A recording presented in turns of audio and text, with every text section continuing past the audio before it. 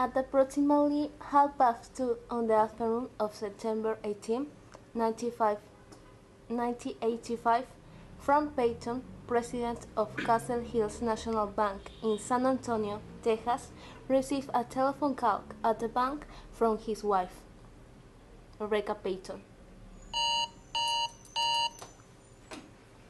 Hello? Hi, Frank. There is someone here who wants to talk to you. Okay. Mr. Payton, I need you to follow my instructions. You should take an amount of money between $50 and $100. Go to the North Star Mall and wait for instructions. You only have 45 minutes to do all this. If not, it will be all over. Mr. Payton followed this instruction while his secretary was calling to FBI. They went to the house of Mr. Payton to then find his wife lying on the floor, killed by a headshot. After that, Mr. Payton was informed of all this. Officers stayed with him to deliver the money. Nobody calls or arrived, so they decide to return to the bank. Yeah. The evidences that they had were a .722 caliber cartridge, a foreign hair, and an unknown fingerprint. After finding the evidence, the officers start the identification process. Then they go to all houses in the neighborhood to ask if someone saw something unusual the day of the crime. Until days later, they didn't know nothing. On September 23, 1985, group of San Antonio area bankers offered a reward of $100,000 in exchange for relevant information about the murder.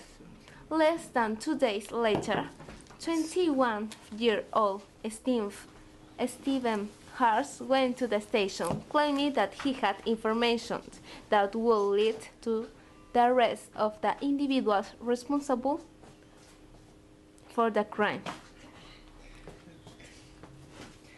Hello, officer. I have some information that comes in handy with the Payton's case. Okay, show me what you have. Sure.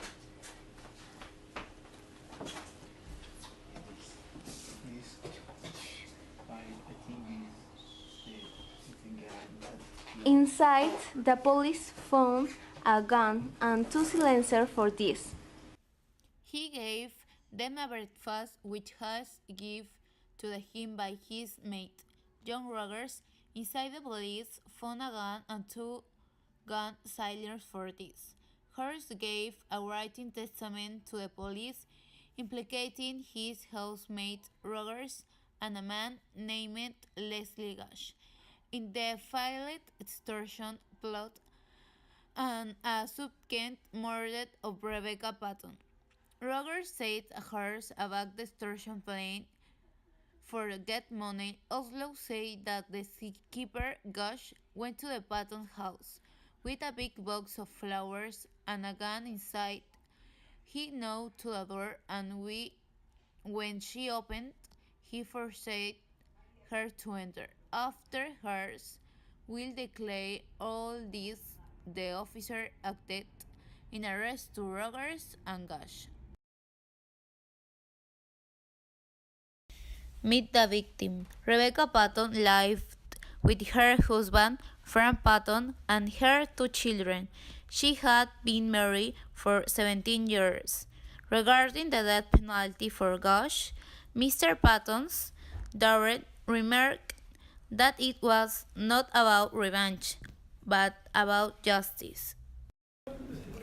Leslie Goss was 29 years old at the time of the crime. Goss has pleaded guilty a month earlier to charges of manufacturing and selling gun silencers. Goss was facing sentencing for this earlier federal firearms conviction, and the prosecution maintained that he sought the ransom money for a flight to Belize, Central America, to avoid being incarcerated. Goss had an accident when he was a teenager. As a result, he lost one of his eyes, and this eye was so poor in the other eye that he was legally blind. Given this disability, it would have been difficult for Gosh to drive the victim from the crime scene. Moreover, Gosh also lost the distal phalanges of four of his fingers and the thumb on his left hand, as well as portion of the thumb and the index finger on his right hand from the accident. These disabilities would have made it extremely difficult for him to committing the crime. Also, in the past, he was abused from his father, after he was a young man who was struggling to overcome the effects of an overbearing father and traumatic injury.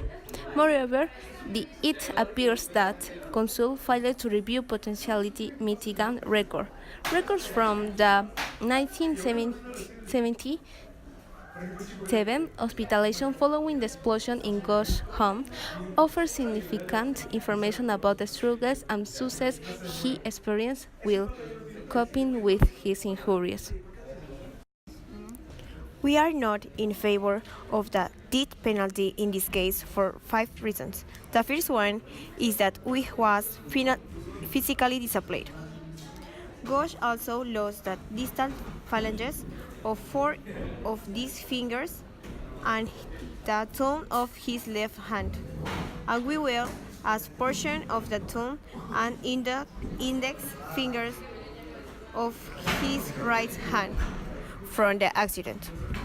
The second reason is that he was penalty displayed.